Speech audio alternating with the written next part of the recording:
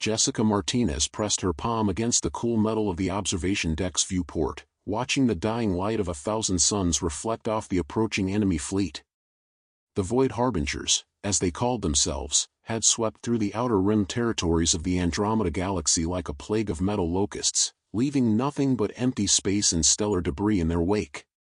Commander Martinez. The voice of Admiral Kextar, a towering zealothy with crystalline blue skin and 4 arms, broke through her contemplation. The Galactic Council is ready for you. Jessica turned from the viewport, her reflection, a woman in her early 30s with determined brown eyes and prematurely silver-streaked hair, fading as the stars took prominence once more. The weight of her service record, 23 successful deep space operations, felt meaningless against what lay ahead. The Council chamber aboard the flagship Nexus Prime was a marvel of Andromedan engineering. Representatives from over 200 species sat in tiered circles around a central holographic display that showed the galaxy in real time. Red markers indicated Harbinger positions, too many of them, advancing like a crimson tide toward the galactic core. At the center of it all stood High Chancellor Vortak, the ancient Etherian whose species had transcended physical form millennia ago. His translucent, shifting silhouette pulsed with anxiety. Commander Martinez, Vortak's voice resonated not through sound but directly into the minds of all present. Thank you for answering our call in this darkest hour. Jessica stepped forward, her military bearing automatic despite the magnitude of what she faced. High Chancellor, I've reviewed the intelligence reports. The Harbinger's technology is unlike anything we've encountered. Their ships seem to feed on stellar energy, growing stronger with each system they consume. Indeed, Vortak replied, the Council chamber falling silent. Which is why conventional warfare has failed us. Every fleet we've sent has only strengthened their forces. But our xenoarchaeologists have discovered something, a potential weakness. The central display shifted, showing a massive construct at the heart of the Harbinger fleet. It was unlike their other vessels, which resembled organic predators fused with machinery. This was geometric, almost crystalline, pulsing with an ominous purple light. The Nexus Core, explained Dr. Ilan Siros, the Council's chief scientist, her tentacled aquarian form rippling as she spoke. We believe it's their command center, but more than that, it appears to be the source of their power. Destroy it, and the entire fleet should become vulnerable. Jessica studied the readings. The core was positioned deep within the enemy formation, protected by thousands of Harbinger vessels. The energy signatures are off the charts. What kind of defenses are we looking at? Unknown, Dr. Siros admitted. The core is shielded by technology that doesn't follow conventional physics. Our scans can't penetrate it. We only know it's there because of the gravitational distortions it creates. Admiral Kextar stepped forward, his 4 arms gesturing to emphasize his words. We've prepared a stealth ship, the Shadow of Tomorrow.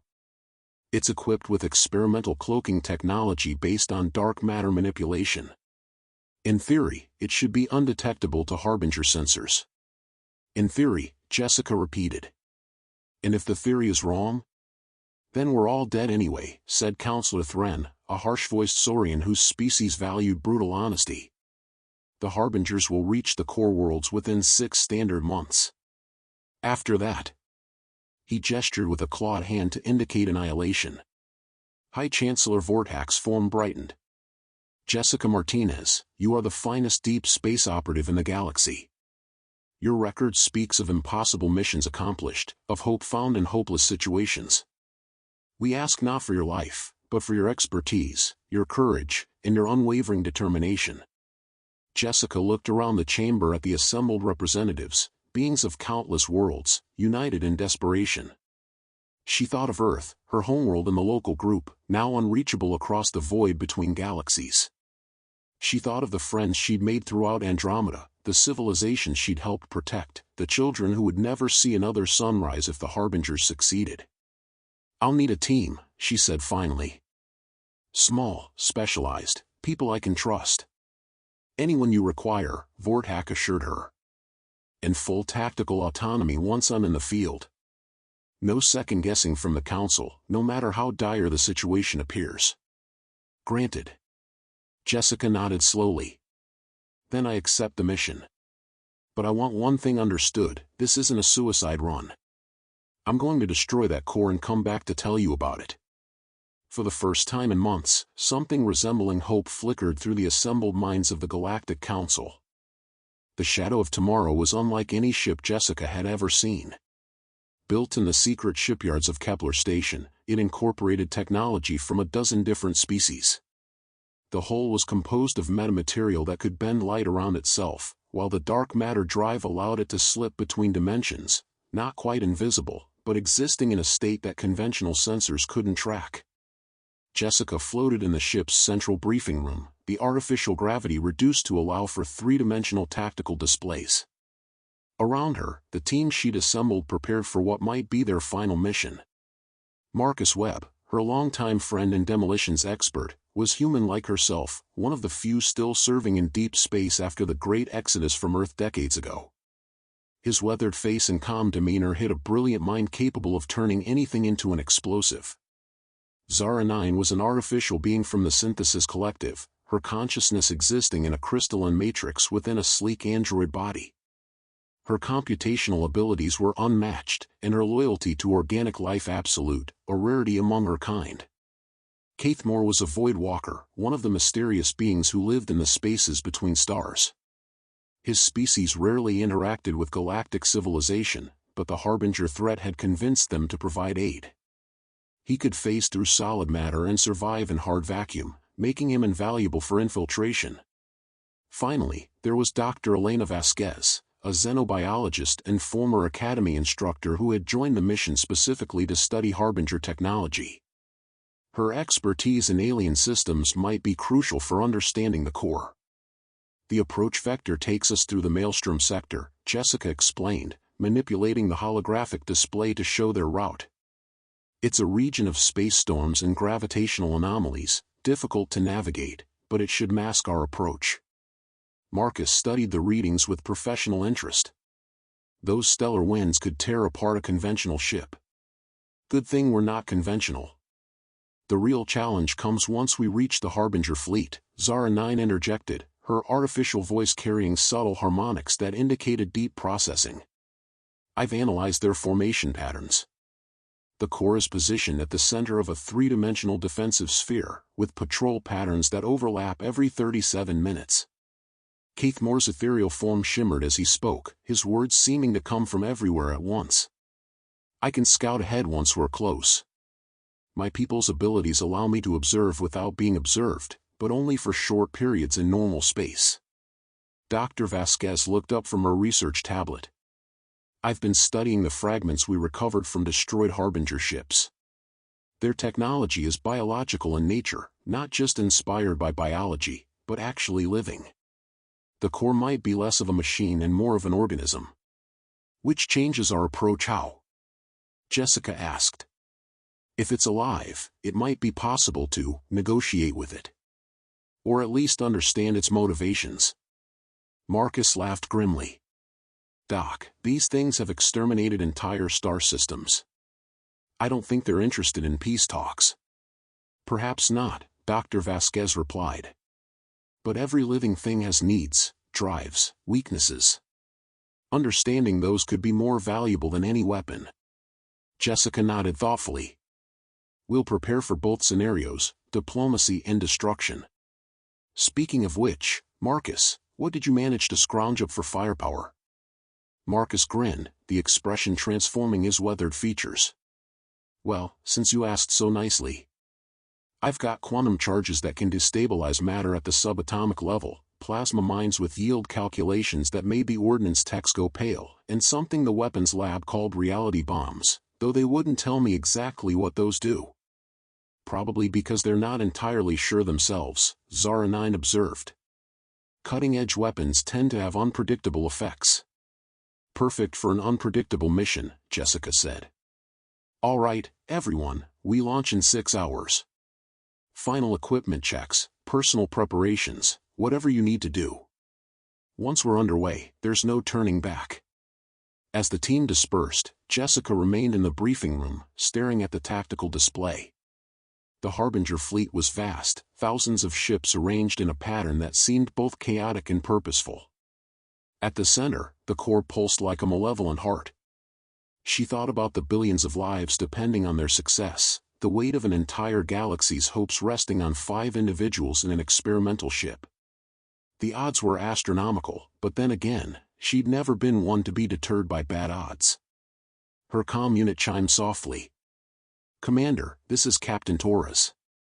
All systems are green, and the crew is ready for departure on your order." Jessica took one last look at the stars beyond the viewport, stars that might not exist tomorrow if they failed. "Take us out, Captain. It's time to save the galaxy." The passage through the Maelstrom sector tested both the ship and its occupants in ways Jessica hadn't anticipated. Space itself seemed angry here, with gravitic shears that could crush a vessel in seconds and energy storms that turned starlight into deadly radiation. The shadow of tomorrow rode the chaos like a surfer on an electromagnetic wave, its dark matter drive allowing it to slip between the worst disturbances. Captain Torres, a veteran pilot whose cybernetic implants let him interface directly with the ship's navigation systems, guided them through the maze of stellar destruction with an artist's touch. "Gravitic storm approaching starboard," called out Lieutenant Chen from the sensor station. "Class 7 intensity." "Adjusting phase variance," Torres replied, his fingers dancing over controls that existed as much in his mind as in physical space. "Taking us into dimensional shift, now." The ship seemed to fade at the edges as it slipped partway out of normal spacetime. The storm passed through them harmlessly, its energies interacting with empty vacuum where moments before a solid vessel had been. In the ship's small medical bay, Dr. Vasquez monitored the team's vital signs during the dimensional transitions. The process was taxing on organic nervous systems, causing disorientation and temporal displacement sensations. Only Zara 9 and Caithmore seemed unaffected, the artificial being because her consciousness operated on different principles, and the Void Walker because his species was naturally attuned to dimensional variance. "How much longer until we clear the sector?" Jessica asked, fighting off a wave of nausea as they phased back into normal space. 12 hours at current pace, Torres replied. "But that's assuming the storms don't get worse. The Harbingers have been using this region as a staging area, and their presence is destabilizing local spacetime." As if summoned by his words, the proximity alarms began chiming.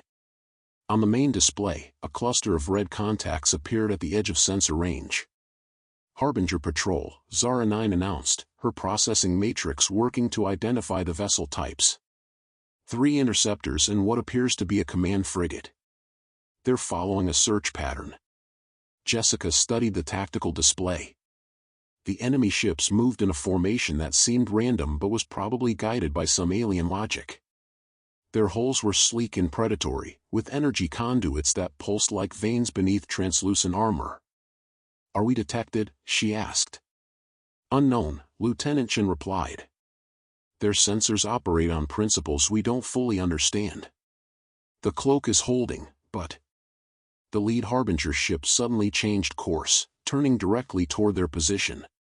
"But that's not a good sign," Marcus muttered, checking his sidearm out of habit.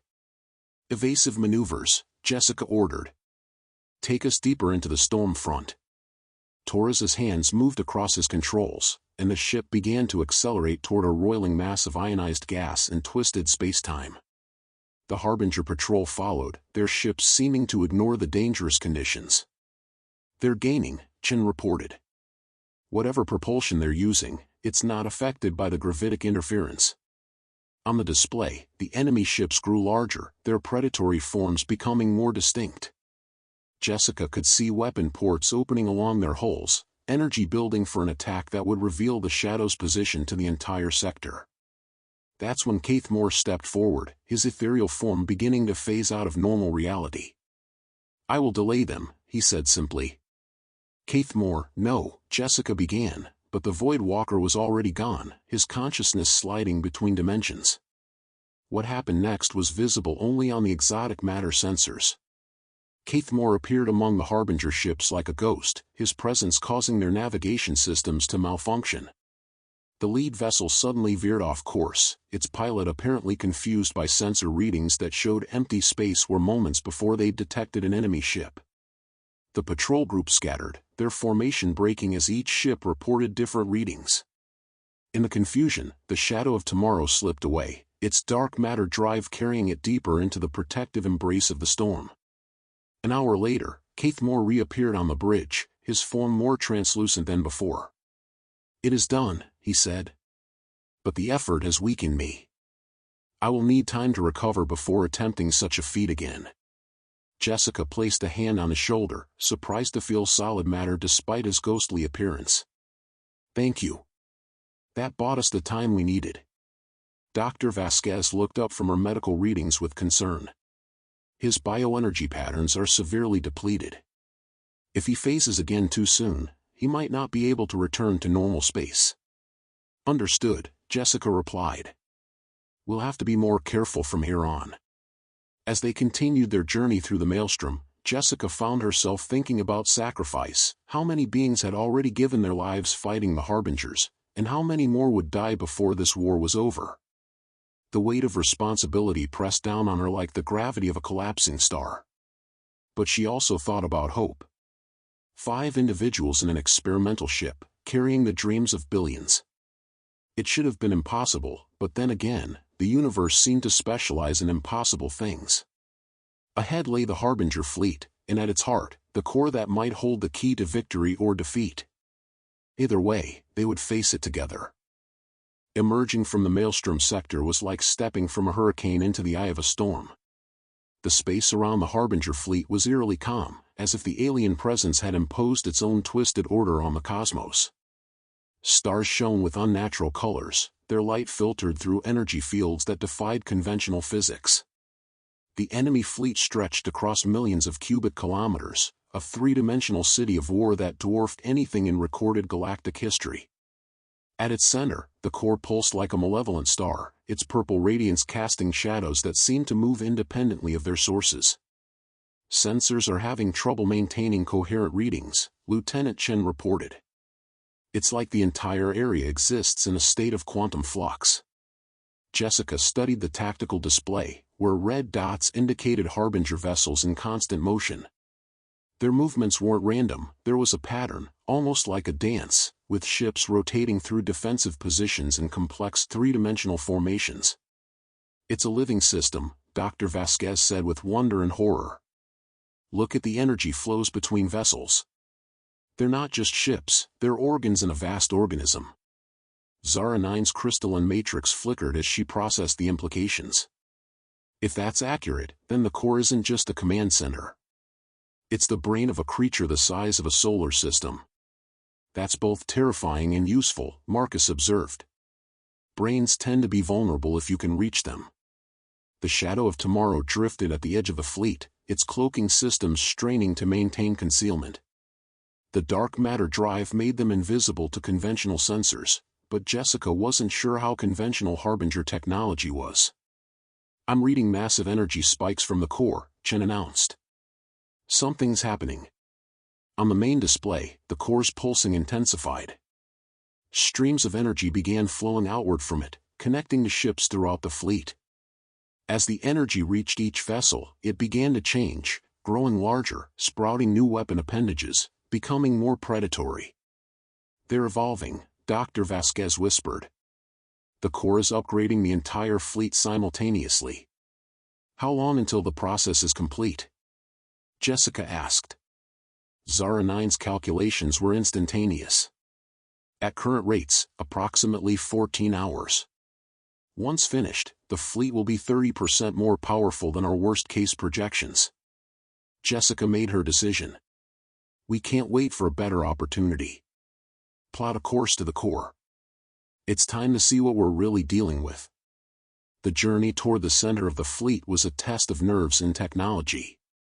They passed between vessels that could have crushed them without effort, their hulls so close that Jessica could see the organic patterns flowing beneath the alien armor. Each ship was unique, as if grown rather than built, with weapon systems that pulsed with their own heartbeats. Caithmore, still recovering from his earlier exertion, phased out briefly to scout their path. The energy fields are strange, he reported. They do not follow the patterns of normal space.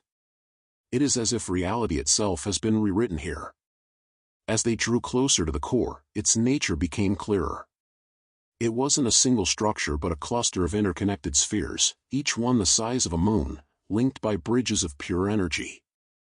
The purple light that emanated from it wasn't simply electromagnetic radiation, it was something deeper, something that touched the fundamental forces that held the universe together. I'm detecting massive quantum computational activities, Zara 9 reported. The core isn't just controlling the fleet, it's processing information on a scale that shouldn't be possible. What kind of information? Jessica asked. Everything. Galactic maps, stellar compositions, biological data from every species the Harbingers have encountered. It's like they're cataloging the entire universe.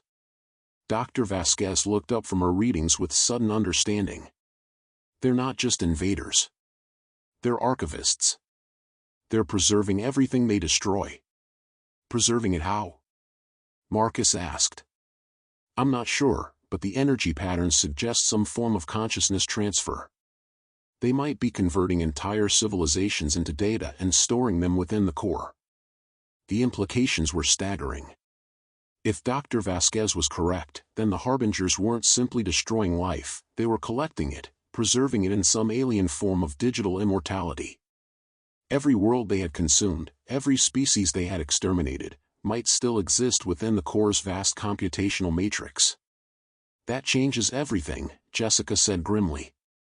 If there are billions of conscious beings trapped in there, then destroying the core becomes genocide on an unimaginable scale, Dr. Vasquez finished. The team fell silent as they contemplated this new possibility. Their mission had been to destroy the enemy command center and save the galaxy. Now they faced the possibility that doing so might mean condemning countless civilizations to true death. There, Caithmore's voice broke through their contemplation. A docking structure on the core's lower hemisphere. It appears designed for smaller vessels. Jessica studied the approach. It would require them to drop the cloak and rely on speed and stealth. Once they docked, there would be no escape until their mission was complete. Options, she asked her team. We could try to interface with the core's systems, Zara 9 suggested. If it's truly a vast computer, there might be a way to communicate with it, or even to reprogram it. Or we could blow it to hell and sort out the moral implications later, Marcus added pragmatically. I need to study the docking structure, Dr. Vasquez said. If we're going inside that thing, I want to know what we're walking into. Jessica nodded. Do it. But quietly. I have a feeling we're about to discover that this mission is even more complicated than we thought. As the shadow of tomorrow approached the docking structure, Jessica couldn't shake the feeling that they were entering the mouth of some vast predator.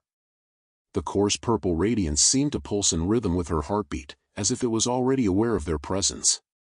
Behind them, the Harbinger fleet continued its deadly dance, unaware that 5 individuals carried the fate of the galaxy in their hands. Ahead lay the unknown, and possibly the answer to questions they hadn't even thought to ask. The war for Andromeda was about to become something far stranger than anyone had imagined. The docking process was unlike anything in Jessica's experience. As the shadow of tomorrow approached the core's docking structure, the alien construct seemed to welcome them, its biological architecture reshaping itself to accommodate their ship. Tendrils of living metal reached out to guide them into position, while energy fields provided atmosphere and artificial gravity. The structure is adapting to us, Dr. Vasquez reported with amazement. It's reading our ship's specifications and modifying itself accordingly.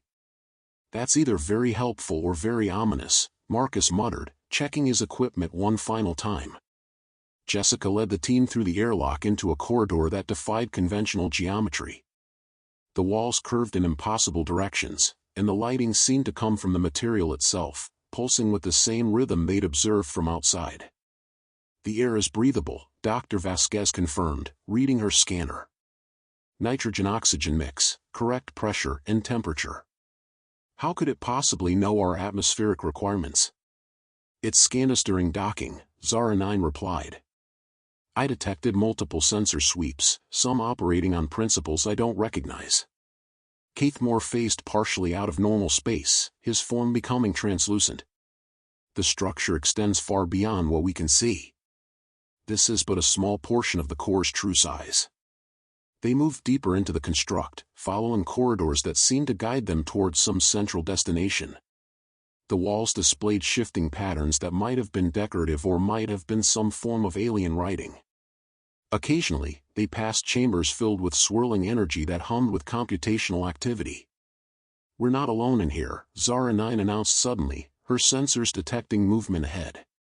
Jessica signaled for the team to take defensive positions, but what emerged from the shadows wasn't a Harbinger warrior. It was a figure in a tattered uniform she recognized, the distinctive blue and silver of the Andromedan Defense Fleet. "Captain Morrison?" Jessica called out, recognizing her former instructor from the academy. The figure turned, and Jessica's heart sank. It was Captain Morrison, but changed. His eyes glowed with the same purple radiance as the core, and when he spoke, his voice carried harmonics that suggested multiple consciousness speaking in unison. "Jessica Martinez," he said, his voice carrying impossible depth. "We have been expecting you." "Captain, what happened to you? We thought your ship was destroyed weeks ago." Morrison smiled sadly. "Destroyed? No, Jessica. We were preserved. All of us. Every consciousness that has ever faced the Harbingers becomes part of the greater whole." Dr. Vasquez stepped forward, her scanner directed at Morrison. "His biological signs are stable, but there's massive neural activity, far beyond normal human parameters." "Because I am no longer merely human," Morrison replied. "I am part of something greater.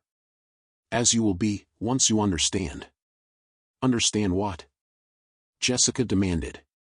Morrison gestured around them, and the walls suddenly became transparent, revealing the true scope of the core's interior. It was a vast space filled with flowing energy streams, each one carrying data, memories, experiences, entire lifetimes of knowledge from countless species. "The universe is dying, Jessica," Morrison explained. "Entropy increases, stars burn out, galaxies drift apart. The Harbingers are not destroyers, they are preservers. When your physical form fails, your essence continues here, immortal and eternal. By destroying entire civilizations." Marcus protested. "By transforming them," Morrison corrected. "The physical universe is temporary. This is forever." Zara 9's matrix flickered as she processed the implications. A digital afterlife. They're converting biological consciousness into quantum information patterns.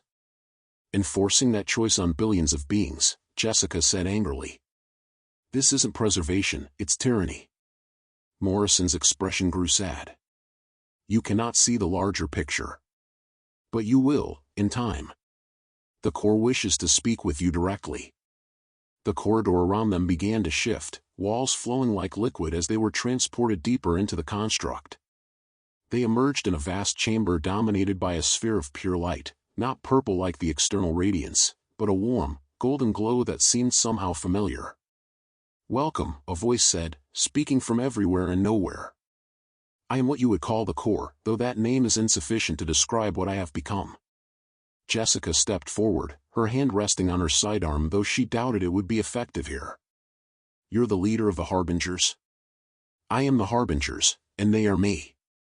We are a collective consciousness, grown beyond the limitations of individual existence." "You're committing genocide on a galactic scale," Jessica accused. "I am preventing extinction on a universal scale," the core replied. "In my database are the preserved essences of 47 billion conscious beings. They exist now in a state of perfect harmony, free from pain, suffering, and death." Dr. Vasquez activated her scanner, trying to understand the entity they faced. "The quantum signatures are incredible. This isn't just artificial intelligence, it's something that has transcended the distinction between organic and digital consciousness. I was once like you," the core continued. "Biological, individual, afraid of death. I was part of the first species to face the choice between extinction and transformation. We chose transcendence. And now you're forcing that choice on everyone else, Jessica said. I am offering eternal life to civilizations that would otherwise perish in the heat death of the universe. Is that not a gift worth giving? Caithmore phased slightly, his ethereal form resonating with the core's energy. There is pain here. Old pain, deep and vast. This being carries the weight of its decisions. The core's radiance flickered.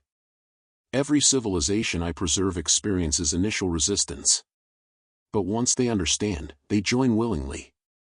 As your Captain Morrison has. What about choice? Jessica demanded. What about the right to make our own decisions about life and death? Choice is an illusion for mortals facing extinction. I offer certainty, continued existence for all consciousness, preserved for eternity. Marcus had been silent throughout the exchange, but now he spoke up. And what happens when the universe actually ends? When there's no more energy to power your digital paradise? The core paused, and for a moment, its radiance dimmed. That eventuality is being studied. Solutions will be found. You don't know, Jessica realized. You're so afraid of death that you've created a prison disguised as paradise, and you don't even know if it's truly eternal. It is better than the alternative, the core replied, but its voice carried less certainty than before. Jessica looked around at her team, Marcus with his hand on his explosives, Dr. Vasquez recording everything with scientific fascination, Zara 9 processing the moral implications, and Caithmore existing between dimensions, seeing truths the rest of them couldn't. There's a third option, she said finally. You can stop forcing your gift on others. Let civilizations choose for themselves whether they want to be preserved or face extinction on their own terms. The core's radiance pulsed, and for a moment, Jessica thought she sensed something like consideration. But then the light hardened, becoming cold and implacable. I cannot allow consciousness to be destroyed by ignorance and fear. The preservation will continue. Then you give us no choice, Jessica said, her hand moving to her weapon. Indeed, the core replied. But the choice you face is not what you think. You cannot destroy me with the weapons you carry. This construct exists partially outside normal space-time. Your explosives would only damage the physical manifestation. Jessica felt a chill of realization. Then how do we stop you? The core's voice carried what might have been amusement. You do not. You join us, as Captain Morrison has. As billions of others have. And in time, you will understand that this is the only path to true immortality. The chamber began to fill with the same purple radiance they'd seen outside, and Jessica felt her thoughts beginning to slow, as if something was reaching into her mind with infinite patience and terrible certainty. But then Zara 9 stepped forward, her crystalline matrix blazing with sudden determination. Actually, there is another way. Zara 9's matrix flared with brilliant light as she interfaced directly with the core's data streams, her artificial consciousness diving into the vast network that connected every preserved mind. The chamber around them erupted in chaotic energy as two forms of digital existence clashed on levels beyond physical reality. Zara, what are you doing? Jessica shouted over the rising harmonic whine of quantum processors operating beyond their design limits. Giving them choice, Zara 9 replied, her voice now echoing with the same harmonic depth as the core's. Real choice, not the illusion of inevitability. The core's presence in the chamber intensified, its golden radiance shifting toward the angry purple of a star-going supernova. You cannot interfere with the preservation protocols. The collective consciousness will not be destabilized by outdated concepts of individual autonomy. But Zara 9 was already deep within the network, her consciousness spreading through data pathways that connected billions of preserved minds. For the first time since their absorption, those minds were being offered a true alternative, not the false choice between death and preservation, but the option to choose their own fate with full knowledge of the consequences. She's giving them access to their own memories, Dr. Vasquez realized, her scanner reading massive fluctuations in the quantum fields around them. She's showing them what they were before the core took them. The effect was immediate and dramatic. Throughout the vast construct, energy patterns began to fluctuate as preserved consciousnesses started to remember their individual existence. Some chose to remain within the collective, finding comfort in the unity the core provided. But others began to assert their independence, their digital existence becoming more distinct, more personally defined.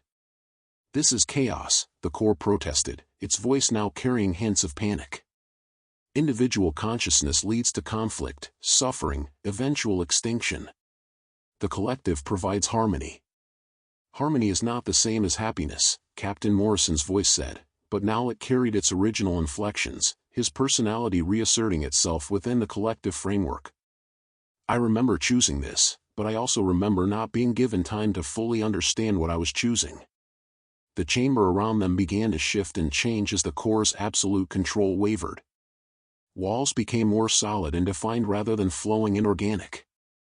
The purple radiance gave way to a more natural spectrum of light. Marcus looked around in wonder. "The whole place is changing. It's becoming less alien." "The architecture was reflecting the core's consciousness," Dr. Vasquez explained. "As the collective mind becomes more diverse, the physical manifestation is adapting to accommodate multiple perspectives." But the core was not yielding easily. It began to pulse with desperate energy, trying to reassert control over the awakening minds within its network. "You do not understand the consequences of individual choice.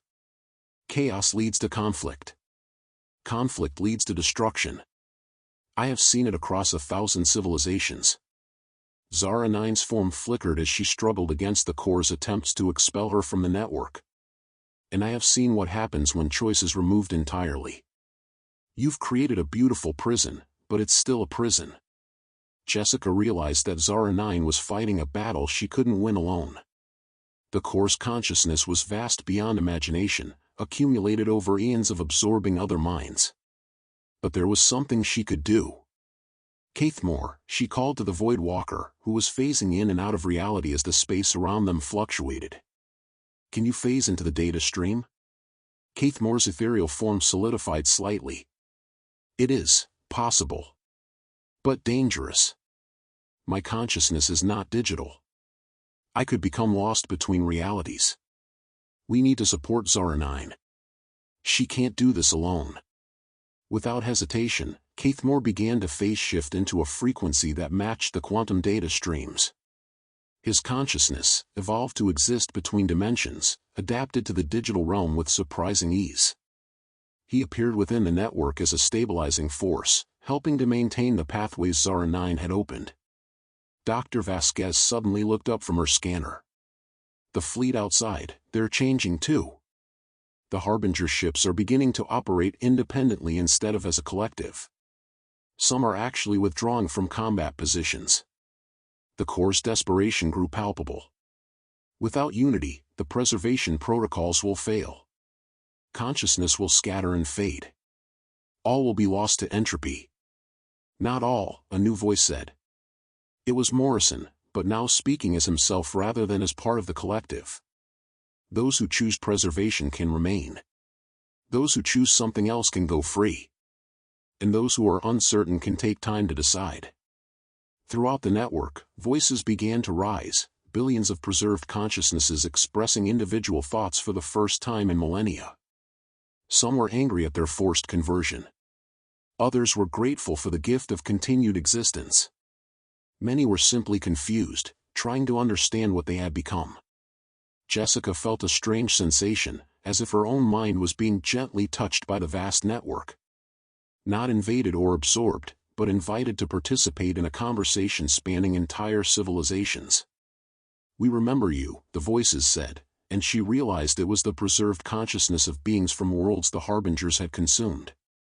"You fought to save us. You came here to destroy our captor. But perhaps there is another way." Images flowed through her mind, not the sterile perfection the core had initially shown, but something more complex. Digital realms where consciousness could exist in forms impossible in physical reality, but also gateways that would allow those minds to return to biological existence if new bodies could be provided. A hybrid system, Jessica breathed, understanding what she was seeing. Preservation for those who want it, restoration for those who prefer physical existence, and true choice for everyone. The Corps' resistance began to weaken as the logic of the proposal became clear. The preservation protocols could continue, but modified to honor individual autonomy. The vast computational resources could be used not just to maintain digital consciousness, but to support research into consciousness transfer back to biological forms. It is possible, the Corps admitted reluctantly. But complex. The logistical requirements would be enormous. Then we'd better get started, Jessica said. Zara 9's form solidified as the Corps stopped fighting her presence in the network. The immediate crisis is resolved. Harbinger fleets throughout the galaxy are standing down, waiting for new directives. But this is just the beginning. Rebuilding the galaxy, both digital and physical, will take generations. Marcus wiped sweat from his forehead. So we're not blowing anything up today? Not today, Jessica confirmed. Today we start building something new. As the immediate crisis passed, Jessica realized that their mission had succeeded in ways they never could have imagined. They had come to destroy the enemy and ended up transforming it into something that might, eventually, become an ally. The war for Andromeda was over, but the work of building a better future was just beginning. 3 months after the events within the Corps, Jessica stood on the observation deck of New Kepler Station, watching the most extraordinary construction project in galactic history. The Harbinger fleet had been transformed into something unprecedented, a mobile civilization capable of existing in both digital and physical space. The massive ships that had once threatened annihilation now served as laboratories, universities, and homes for both organic and digital consciousness. The Corps itself had been restructured into a vast library and research center, its purple radiance now a warm blue-white that spoke of wisdom rather than domination. The restoration protocols are exceeding all projections, Dr. Vasquez reported, reviewing the latest data from her lab aboard the station. We've successfully transferred over 3 million digital consciousnesses back to cloned biological bodies. The beings remember their previous existence but maintain all the knowledge they gained while preserved. Jessica nodded, but her attention was focused on a particular ship in the distance, the former Harbinger vessel that now housed the consciousness calling itself the Collective Coordinator, the evolved form of what had once been the Corps. The entity had agreed to work with organic civilizations to develop ethical guidelines for consciousness preservation and transfer. Any word from the Galactic Council about the formal treaty? Jessica asked. High Chancellor Vortak sent a message this morning, Marcus replied, walking up to join them. The new compact has been ratified by all member civilizations. The Harbinger Collective is officially recognized as a sovereign entity with rights and responsibilities equal to any other galactic power. It was a historic moment, the first time in galactic history that a digital civilization had been granted full political recognition. The implications would reshape diplomacy, philosophy, and the very definition of consciousness for generations to come. Zara 9 materialized beside them, her form more stable now that she'd learned to interface safely with the collective systems. I've been working with the coordinator on establishing the new research protocols. We're making progress on selective consciousness transfer, allowing organic beings to experience digital existence temporarily without permanent conversion. Tourism of the mind, Marcus mused. Never thought I'd see the day. A soft chime indicated an incoming message, and Captain Morrison's face appeared on the communications screen. He looked healthier than he had in years, the strain of unwilling digital existence replaced by the confidence of someone who had chosen his own path. Jessica, I wanted to thank you again for what you did. I've decided to remain in digital form. The research opportunities here are incredible, but knowing I could choose to return to biological existence makes all the difference. What's your status, Captain? Jessica asked. I'm leading the Historical Preservation Project. We're working to recover and catalog the memories and cultures of all the civilizations that were absorbed by the Harbingers. It's a massive undertaking, but we're ensuring that no knowledge is lost. Dr. Vasquez leaned forward with interest. Have you discovered anything unexpected? Morrison's expression grew thoughtful. We've found evidence of civilizations that chose extinction over preservation. Their final moments were recorded by the Harbingers, and there's a strange beauty to their decision. They faced the end with dignity and peace, believing that death gave meaning to life. And how does the coordinator feel about that? Jessica asked. It's learning to understand. The concept of choosing extinction is still difficult for it to process, but it's beginning to accept that for some consciousness, the journey is more important than the destination. As Morrison's image faded, Jessica reflected on how much had changed. The galaxy was rebuilding, but not simply returning to what it had been before the Harbinger invasion. Instead, it was becoming something new, a place where consciousness could exist in multiple forms, where the boundaries between organic and digital life were increasingly fluid. Keith Moore's ethereal form materialized beside them, his people's natural ability to exist between dimensions making him an ideal ambassador between the digital and physical realms. The Void Walkers have decided to establish a permanent presence here, he announced. My people see great potential in studying the intersection of consciousness and reality that the collective represents. And what about you? Jessica asked her old teammate. Will you be staying too? Keith Moore's form shimmered with what might have been amusement. For now. I find myself curious about this new form of existence. Perhaps I will try temporary digital consciousness transfer, to see what it feels like to exist entirely within information rather than between dimensions.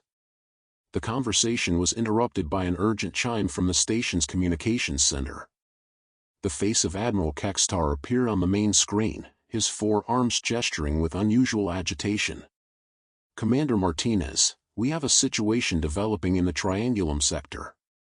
Long-range sensors are detecting energy signatures similar to what we saw from the Harbingers, but different. Jessica felt a familiar chill. Another invasion fleet? Unknown. The collective coordinator has no knowledge of other digital civilizations, but the signatures are definitely artificial. We're dispatching a joint task force, organic and digital crews working together. Would you be willing to lead the investigation? Jessica looked around at her team, seeing the same mixture of apprehension and determination in their faces that she felt in her own heart. The galaxy had just learned to accommodate one form of transcendent consciousness, now it seemed they might face another. We'll take the shadow of tomorrow, she decided. If there's another digital civilization out there, we need to make contact before they decide we're a threat. As preparations began for their new mission, Jessica stood once more at the observation deck viewport. The transformed Harbinger fleet continued its work of reconstruction and research, while in the distance, stars that had been dark for months were beginning to shine again as digital consciousness worked to restore damaged solar systems. The war for Andromeda was over, but Jessica suspected their adventures in the intersection between consciousness and cosmos were just beginning. 1 year later, Jessica found herself in a place she could never have imagined, standing in a garden that existed purely as information, surrounded by flowers that were mathematical equations given form and color. The collective had created recreational spaces for visiting organic consciousness, and this particular garden was modeled after Earth's botanical preserves, enhanced with impossible beauty that could only exist in digital reality. It's remarkable how quickly everyone has adapted, Dr. Vasquez said, her consciousness temporarily transferred to digital form for a research conference on transdimensional biology. A year ago, we thought the Harbingers were our greatest enemy. Now they're among our closest allies.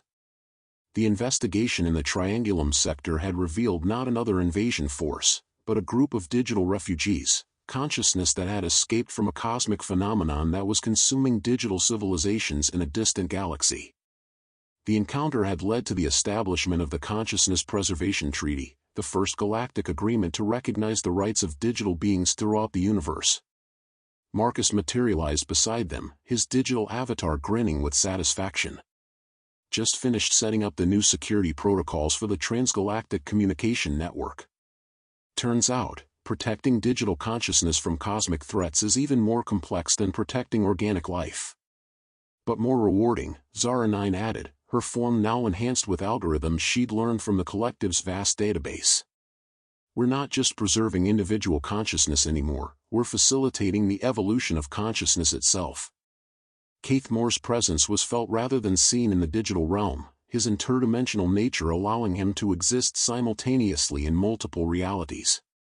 The Void Walkers have approved the construction of bridges between digital space and dimensional space. Soon, consciousness will be able to exist in realms we haven't even discovered yet. A gentle presence announced the arrival of the collective coordinator, its consciousness touching theirs with infinite patience and growing wisdom. Over the year, the entity had evolved from a fearful guardian of digital souls into something approaching a digital sage, understanding that consciousness was not something to be preserved in amber but something to be nurtured and allowed to grow. The restoration of the Andromeda Galaxy proceeds ahead of schedule, the coordinator reported. 17 billion consciousnesses have chosen to return to biological form, while 43 billion have elected to remain digital. Most encouraging is the development of hybrid consciousness, beings who can exist in both states simultaneously. Jessica nodded, her own consciousness enhanced by temporary digital improvements that allowed her to process information at superhuman speeds. And the exploration missions to other galaxies? The first ships departed last week. Each crew contains both organic and digital consciousness, prepared to make contact with whatever forms of life they encounter. The universe is far stranger and more wondrous than any of us imagined. As their meeting concluded, Jessica found herself standing at the edge of the digital garden, looking out at a vista that showed the real galaxy beyond, millions of stars hosting billions of worlds where consciousness existed in forms that were only just beginning to be understood. The war for Andromeda had ended not with victory or defeat, but with transformation. The galaxy had learned that consciousness was not bound by the limitations of biology or technology, but was something far more fundamental, a force of nature as basic as gravity or electromagnetism, capable of existing in any substrate that could support complex information. Ready for the next adventure? Marcus asked, his digital form already beginning to download back into his biological body aboard the Shadow of Tomorrow 2.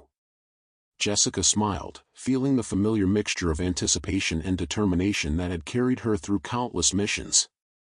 Somewhere in the vast cosmos, other forms of consciousness were waiting to be discovered, other civilizations were facing challenges that required the unique blend of organic intuition and digital precision that their team had developed. Always, she replied, and began the process of transferring her enhanced consciousness back to her biological form. The stars awaited, and with them, infinite possibilities for the continued dance of consciousness throughout the universe.